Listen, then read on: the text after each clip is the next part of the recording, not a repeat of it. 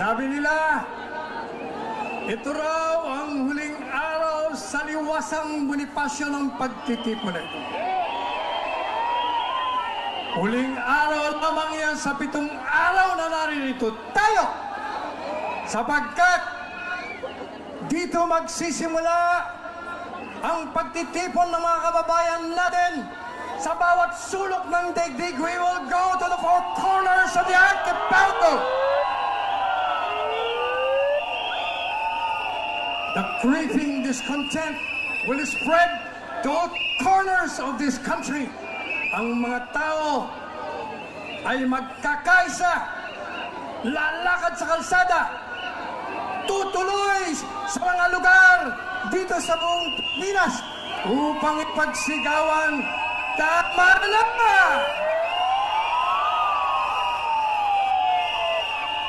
Tama na ang pang-aapi, tama na ang paninikil, tama na ang panggigipit. Kinakailangan magkaroon ng tunay na demokrasya dito sa ating bansa.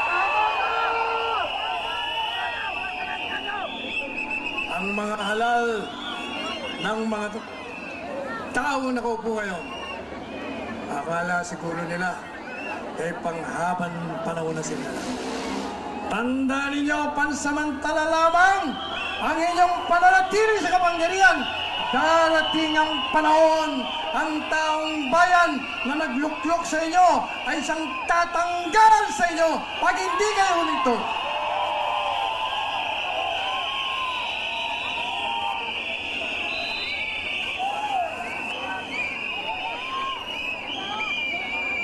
Hindi ko yata marinig yung mga silbato nyo.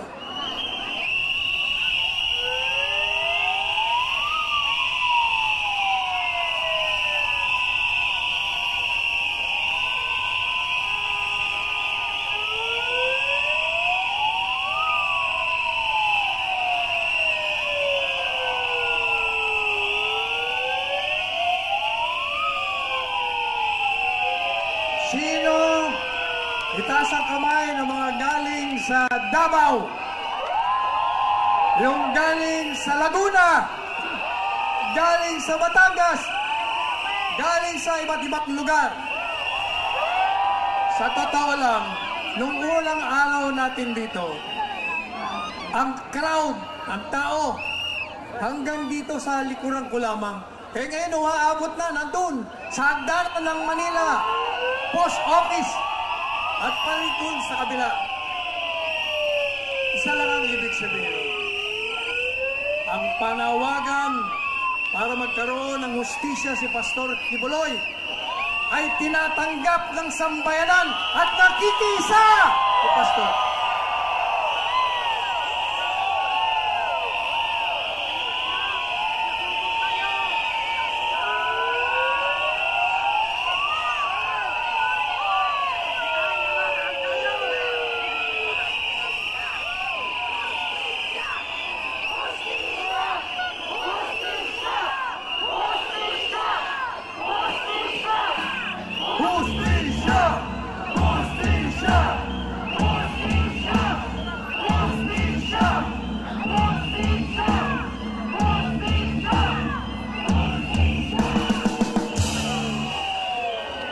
Nakita niyo naman, si Inday Sara kahit na maraming trabaho, hindi nangami na pumunta rito upang makisa sa ating lahat.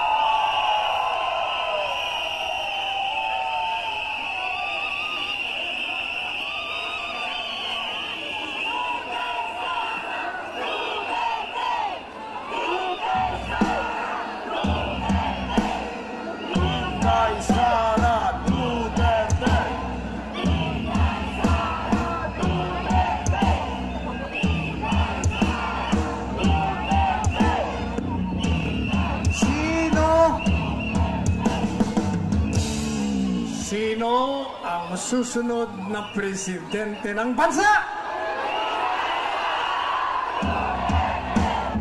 Inday Sara Duterte! Inday Sara Duterte! Inday Sara Duterte! Inday Sara Duterte! may tatanong ako sa inyo, dapat alam niyo yung sagot, ha? Yung unang tanong ko, yun din ang isasagot niyo, yung apelyido. Kasi, sino ang papalit Inday Sara bilang Vice Presidente sa 2028?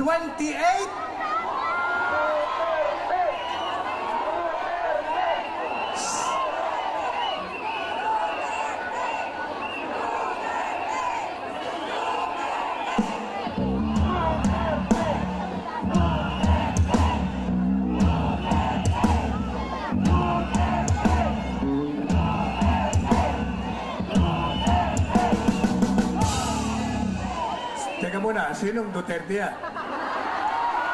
Sino? Si Digong Huya. Nung nakaraang halalan, nilunsad po yung Duterte. Ang taas ng rating sa survey, di ba? Kaya lang, madilikadesa masyado yung mag-ama. Kaya ayaw nila. Pero ngayon, na-realize nila, nakita nila ang mga tinamaan ng magagaling pagkatapos tayong tumulong sa kanila. Pagkatapos na binigay natin ang ating panahon, ang ating lakas upang sila iluklok sa kapangyarihan, nakalimutan hindi lamang tayo, nakalimutan na ang bayan!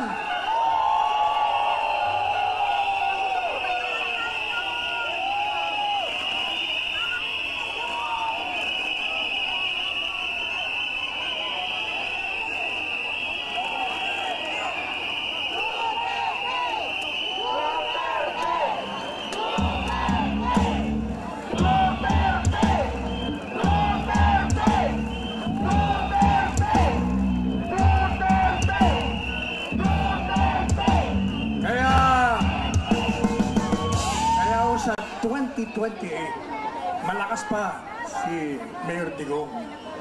Kaya, ang sabi ko sa kanya, ngayon na ang pagkakataon na kayong dalawang mag-ama ang humawak na kapangyarihan at maging presidente at vice-presidente ng bansa.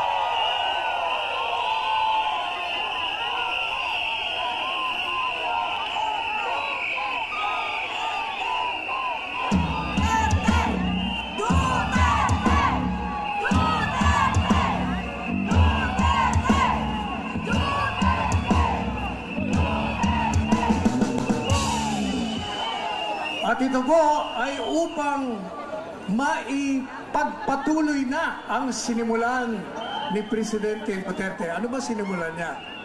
Sinira niya ang sindikato ng mga droga.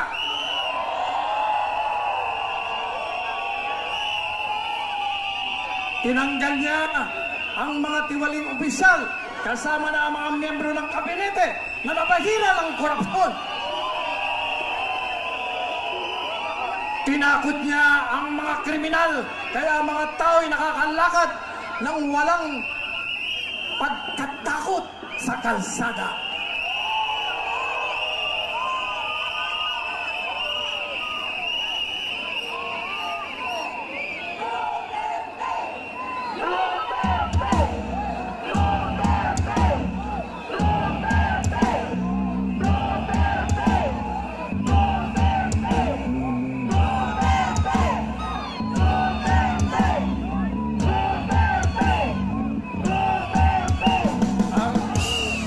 Ang mga magsasaka ay binigyan niya ng lupa. Ang mga walang bahay, binigyan niya ng mga housing units. Ang mga OFWs during the pandemic, anong ginawa niya?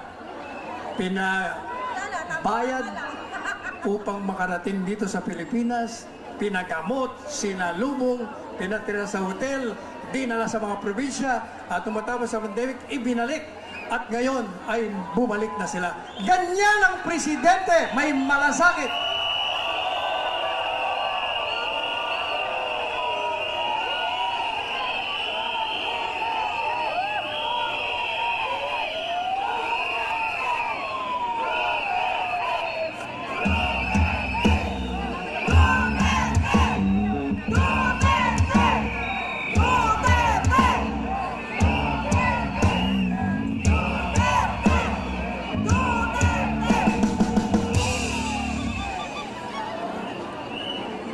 sinulong niya rin ang nakamamangha, nakalulugla na mga infrastruktura sa ating bansa. At ngayon tayong lahat ay nakikinabang sa mga kalye, sa mga expressway, sa mga skyway, at lahat ng mga infrastruktura na matagal nang napabayaan ng ilang gobyerno.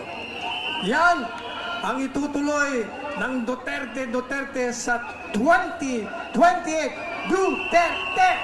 Duterte! Duterte! Duterte! Duterte!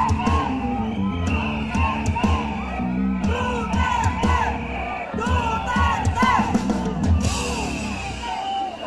Sa aking pagtatapos, uulitin ko ang palagi kong paalala sa mga may kapangyarihan.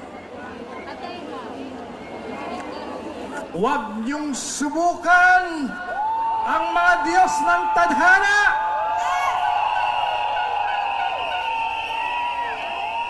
Do not tempt the gods of destiny, because vengeance will come to your doors pag hindi kayo nagbago. At gaya ng sinabi ko nung isang araw, ito ang simula ng pangwawakas, ng kalupitan, ng kawalangian, ng katiwalian ng mga opisyalis ng gobyerno.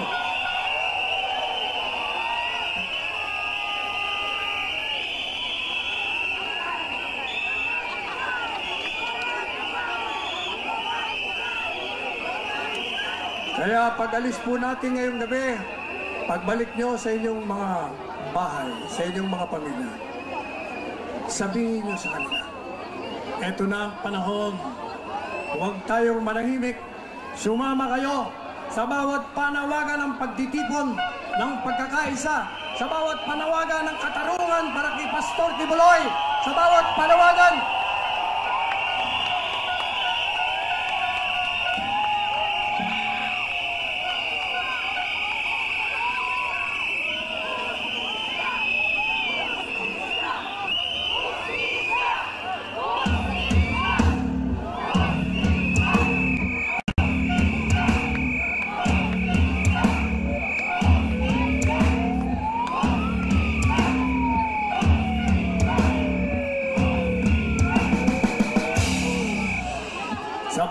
panawagan na tayo'y magtipon kahit saang lugar.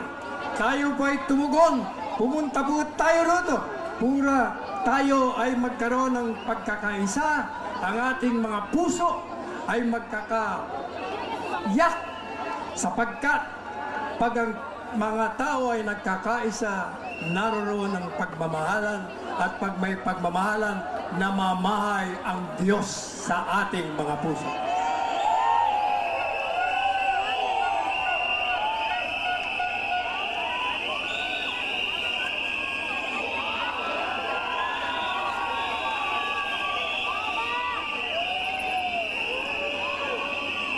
Malapit na hong dumating si Pangulong Duterte. Umalis siya sa Davao ng alas 5:30. May mga 2 oras, may traffic pa. Siguro, mga alas 8, nandito na yun.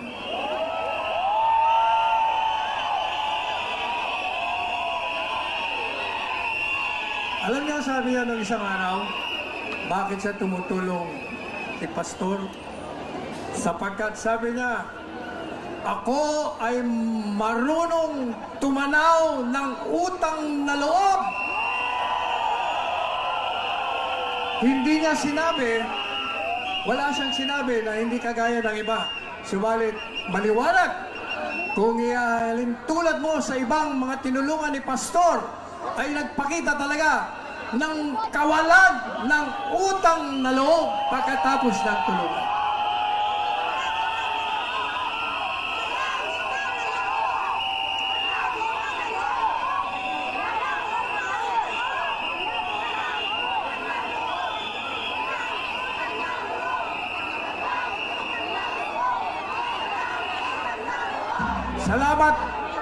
Salamat nga pala sa mga kapulisan nakikita nyo, pinaikutan tayo at sinisecure ang lugar natin.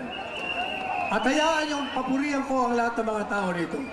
Sapagkat gaya ng unang sinabi ko sa inyo, hindi pa ako nakakita ng mga rally, ng mga nakaraan, ng isang disiplinado, organisado na ralista. Maraming salamat.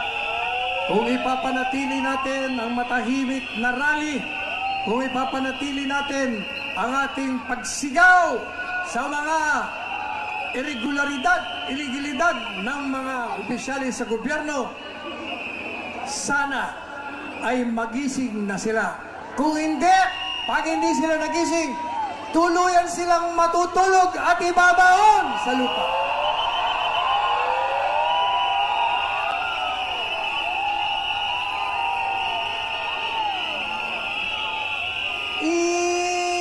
Inday Sara.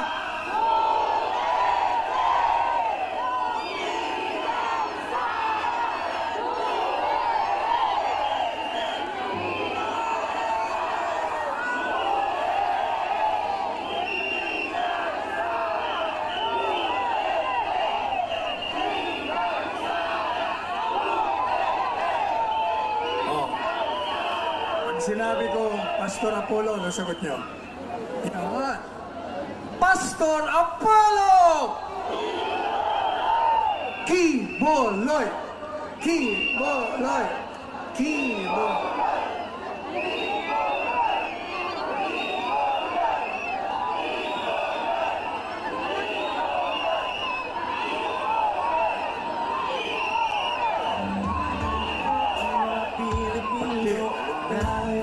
Pag tinanong ko sa inyo, anong ibibigay dapat ng pamahalaan kay Kibuloy? Ang sagot, katarungan, di ba? Katarungan. Anong ibibigay ng pamahalaan ito kay Pastor Apollo Kibuloy?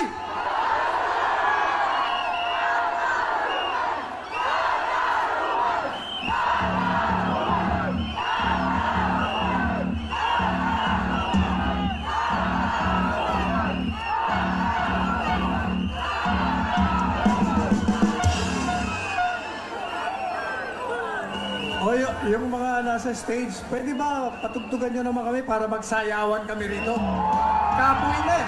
Sayaw naman, sayaw, sayaw. Oh, sayaw. Maraming salamat sa inyo, magsayawan tayo. Maraming salamat, Attorney Salvador Panelo! Pero bago tayo magsayawan, merong maghahandog sa atin ngayon ng awit. Isang kilalang OPM artist. Dating opisyal ng PAGCOR at solid Duterte supporter. Walang iba kundi si Attorney Jimmy Bondo.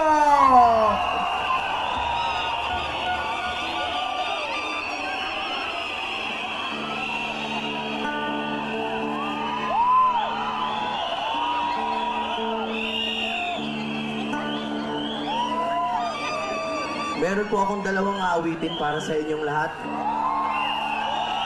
Ang unang awitin ay para sa ating dating Pangulo na si Mayor Rody Duterte.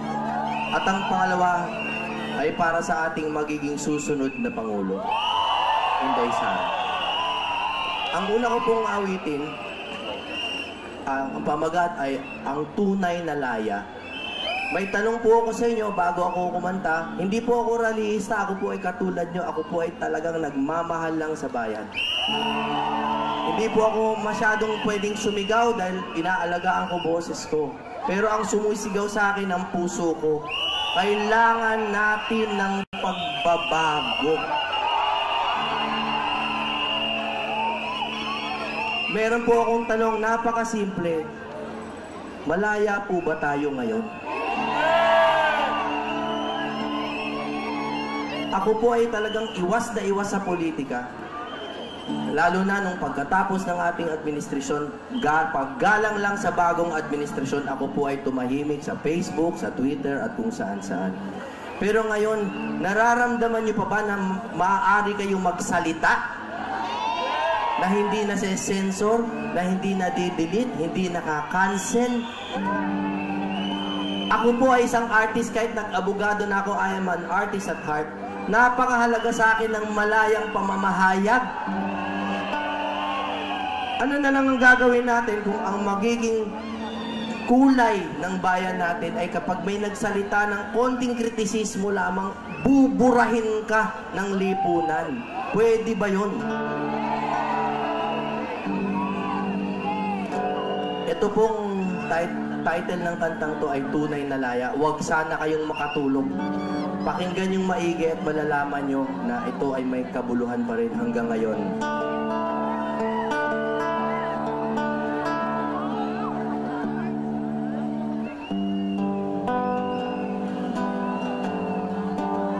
Pahinga muna sa sigaw. Pahinga nga eh.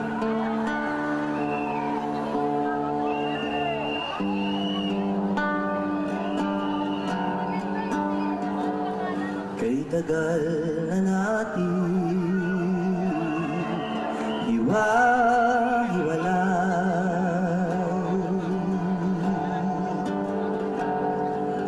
kambi-kambi, away-away.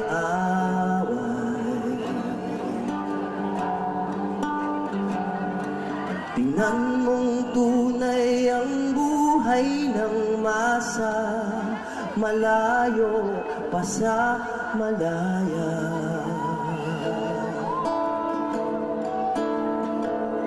Kay tagal pa natin magsasama-sama,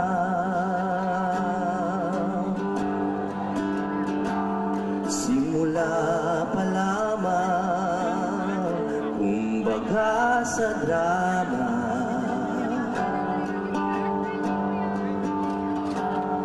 Ang kinabukasan gaganda ang kulay, kung sangayon tayo sa tunay na kalayaan. Pinaglalaban ng kalayaan, may kabayaran. Nararapat lumaban isang pinuno, ang sukli ng bayan, masunuring puso. Kung sabay-sabay nating mahalin ng tuntunin, makakamit na ng bansa ang tunay na laya. Tunay na laya.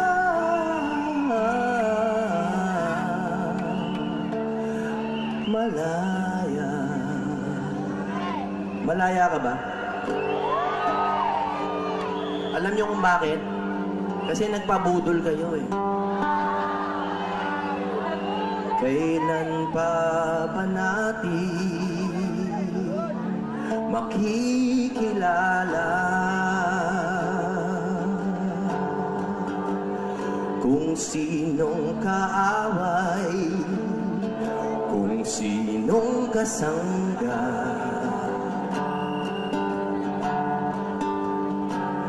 Sama-sama, sino ang mag-aadya? Patago na tayong dinaya.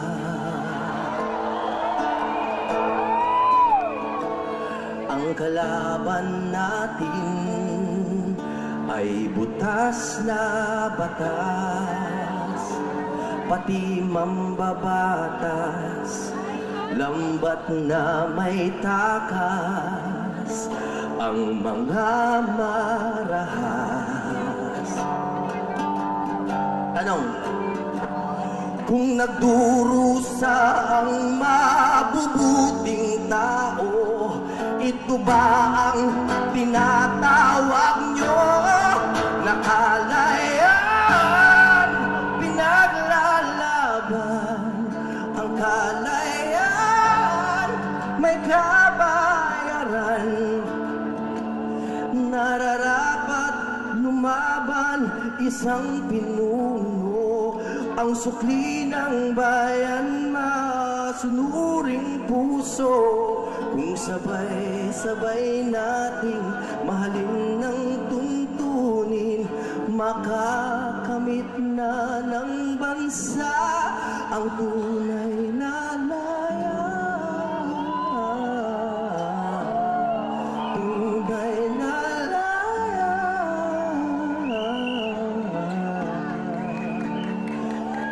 Lumaya.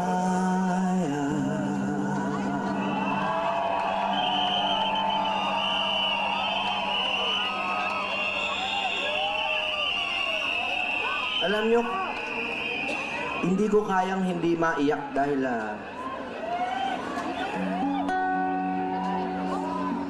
ang nangyayari sa atin, para tayong unti-unting pinakukuluan, hindi natin maramdaman hanggang sa lutong-luto na yung mga atay natin.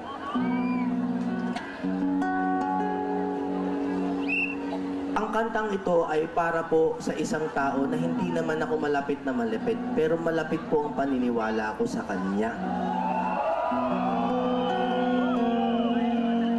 Para sa akin po, noong araw, merong mga dugong bughaw, yung mga matataas sa atin, no, mga ilustrado. Nung dumating ho si Pangulong Duterte, parang nagkaroon ng bagong dugong bughaw. Naunawaan nyo, di ba, kung ano yung sinasabi ko? Nagkaroon ng bagong dugong bughaw na yung hari, hindi na yung mayayaman, kundi yung talagang representante ng taong bayan.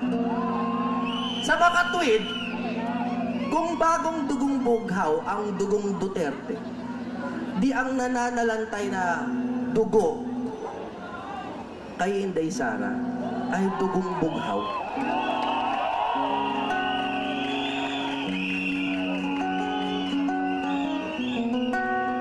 Kailangan talaga pinapalit-palitan ng dugo ay parang transfusion.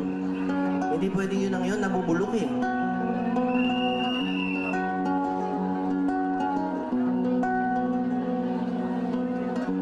Ginawa ko to para tumakbo si Inday Sara. Kahit hindi po siya tumakbo nun, ito'y parang udyukin sana siyang tumakbo. Nagsimula na ang pagbabagong hinihintay, katotohanan na ang naghaharing salaysay. Hininto ang kasaysayang maharlika, na ibalik ng tunay na mandirigma. Bagong dugo ang dumadaloy sa bayan, walang bahid ng luma na kaharian.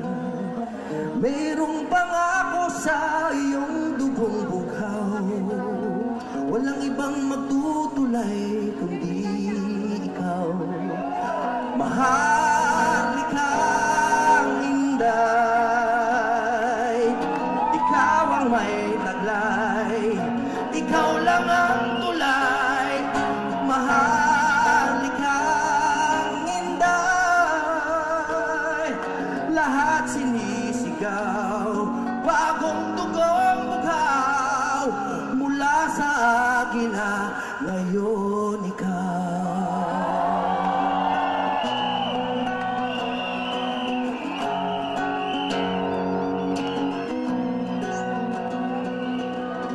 Nananalantay sa iyong dugo ang pangako na ang kasarilan natin hindi ilalako. Ang bukas ay nakasalalay sa inyo, kailangan lang ang matamis mo na ako. Maharlikang Inday, ikaw ang may taglay, ikaw lang ang tulay. Maharlikang Inday, lahat sinisigaw, bagong dugong bughaw, mula sa agila, ngayon ikaw.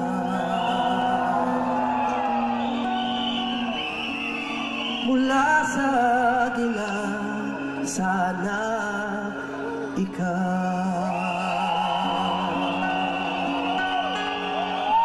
Pagdasal po natin ang bayan natin na ang ating kinabukasan. Mabuhay ang pangalang Duterte! Duterte! Duterte! Duterte! Duterte! Duterte! Duterte! Duterte! Palakpakan natin si Attorney Jimmy Bondoc. At syempre sa mga sandaling ito, excited na ba kayo kay Tatay Digong? Just landed. Pero kanina pa yon. Okay? Pero bago mo na ang lahat, maraming kumakalat ngayon na fake news. Maraming mga kumakalat na kesyo, meron daw abutan ng mga baril. Alamin natin kung meron nga ba talagang gun store doon sa sinasabi nung nasa Senado na bogus na witness doon sa Glory Mountain. At makakasama natin ngayon ang mismong nakasasi, isang vlogger. No, bibigyan natin siya ng pagkakataon para masabi niya ang kanyang mga na-witness. Walang iba kundi si Brothers Traveler, Dan Chan.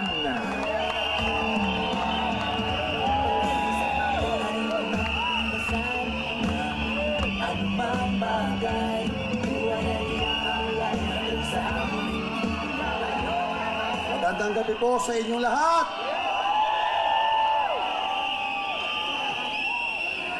Nais ko muna pong pasalamatan lahat po ng mga naging guest speaker, mga naging bisita. At syempre, nais ko pong pasalamatan yung mga DDS vlogger na nandito. Syempre, pasasalamatan ko rin yung mga vlogger nung kabila na bumaliktad. Yan. Okay. Hindi ako magtatagal dito. Hindi po ako member o miyembro ng Kingdom of Jesus Christ. Hiniling ko po na ako mismo, kami ng grupo po namin, masaksihan yung sinasabi ni Risa Hontiveros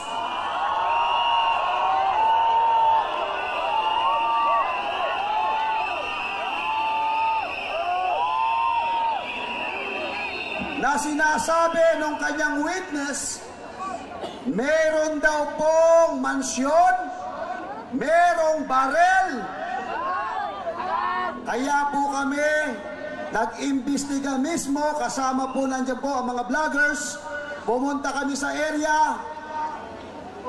Naku po, sablay, nagdala pa naman ako ng pambili ng barel. Wala palang gun store doon.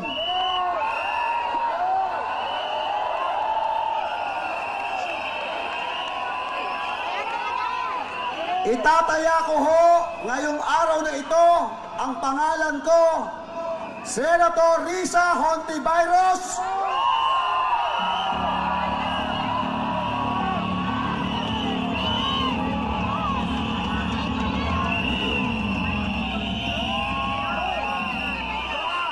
Kasuhan mo ako, kasuhan mo kami, pero ang sasabihin ko, sinungaling ang witness mo.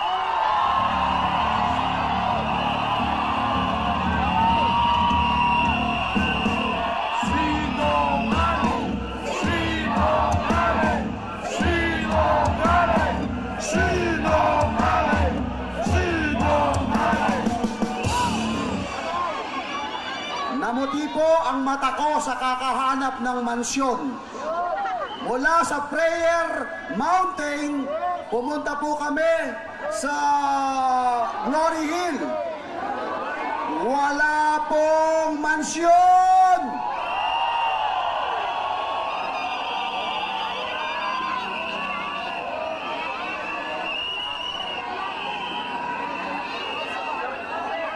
Glory Mountain. Sorry po. Magkakamali. Tao lang. Okay. Lalo ho, totoo may helipad eh. Totoo po, kaya lang sa tabi ng gate. At yung tabi ng gate, may tabing bahay. Parang, maliit lang eh.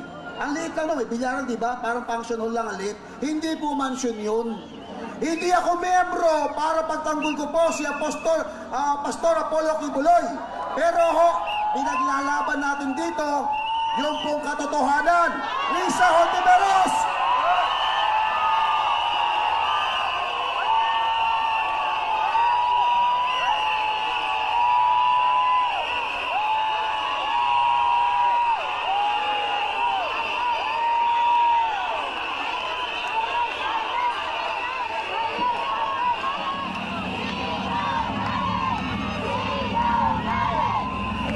Eto pa!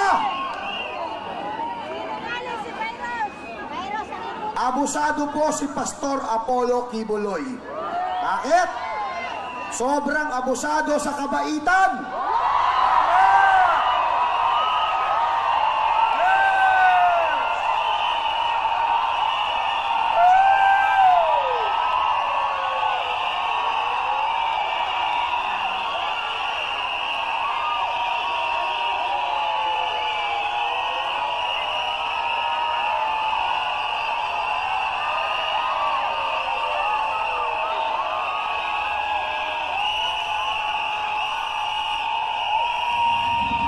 Okay.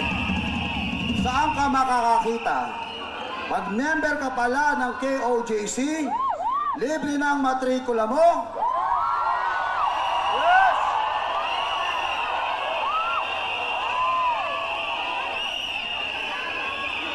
Libre pagkain mo.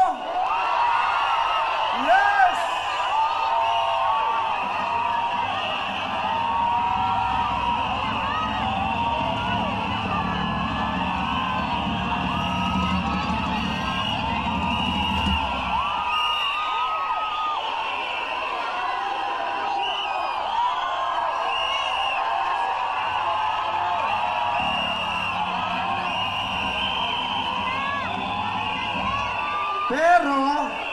Pero, may pamantayan po ang church. Magkaiba po yung church and state.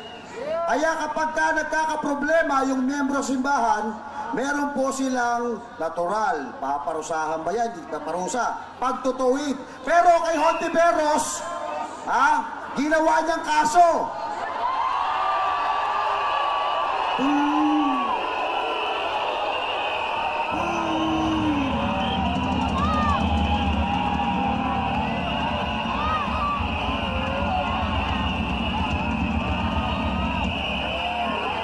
May napansin ako kanina. May nakaparada ron, GMA. Nandiyan pa ba sila? Pansinin ninyo, walang mainstream media na gustong i-cover ito. Bakit? Busal ang bibig!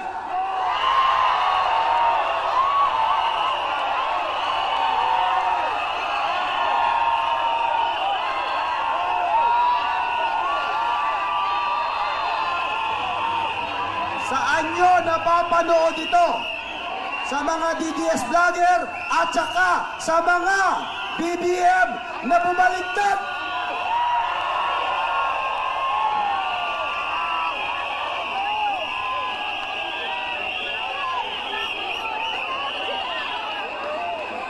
Walang gustong mag-cover nito. Bakit? Takot sila sa ahas.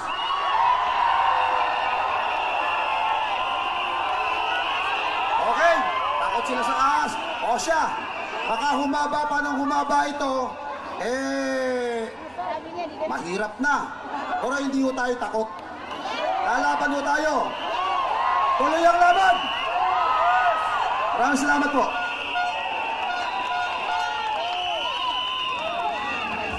Laban kasama ang bayan! Laban kasama ang bayan! Laban kasama ang bayan! Laban kasama ang bayan! Mga kapatid, mga kababayan, di ko na po patatagalin pa dahil isa sa magsasalita ngayon ay si Jeffrey K. Eric Celis para ibahagi sa atin ang naganap ngayong araw sa Kongreso.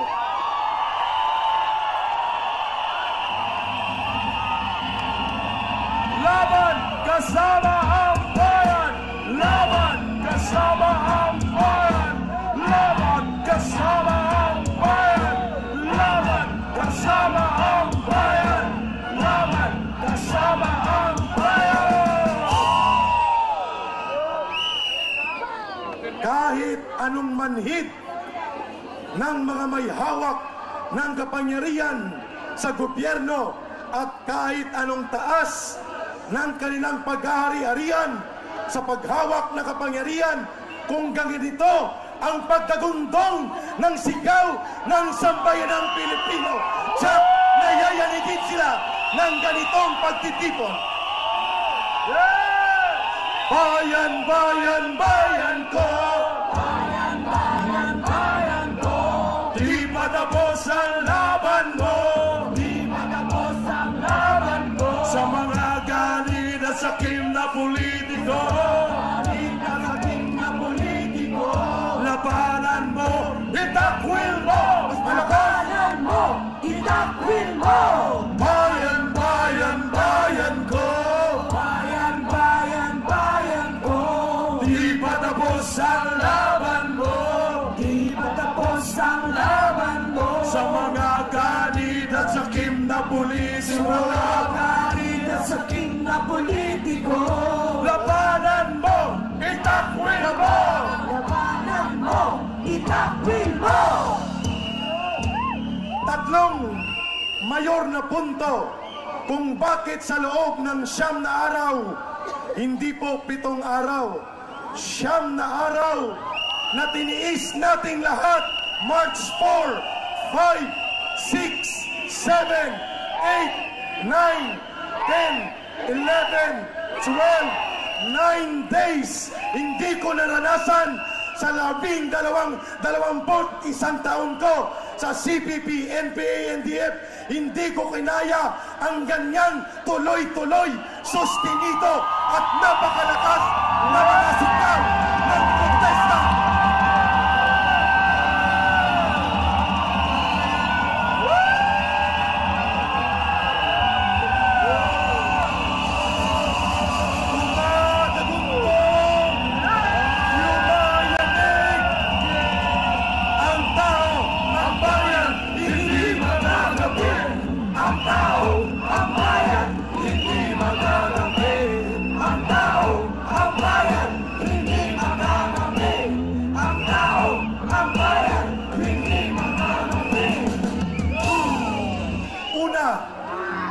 Nandito tayo para igiit ang katarungan, panglipunan, kabuhayan at hustisya sa paggalang sa karapatan ng bawat mamamayang Pilipino at sino man ang nakakarinig sa gabing ito, sa huling gabi, sa unang yugto ng hakbang ng sambayanang Pilipino para baguhin ang nabubulok na uri ng pamumuno sa pamahalaan. Ang unang dahilan dito is no longer about Pastor Apollo Kibuloy anymore. This is no longer about just SMNI. This is no longer about ka Eric, Lorin Badoy o ang mga tagapamahayag ng SMNI. This is now about our country and our people. Laban kasama ang bayan! Laban kasama ang bayan! Laban kasama ang bayan! Laban kasama ang bayan! Laban kasama ang bayan! Ito ang unang pagkukulang at pagpapabaya ni Pangulong Bongbong Marcos Jr.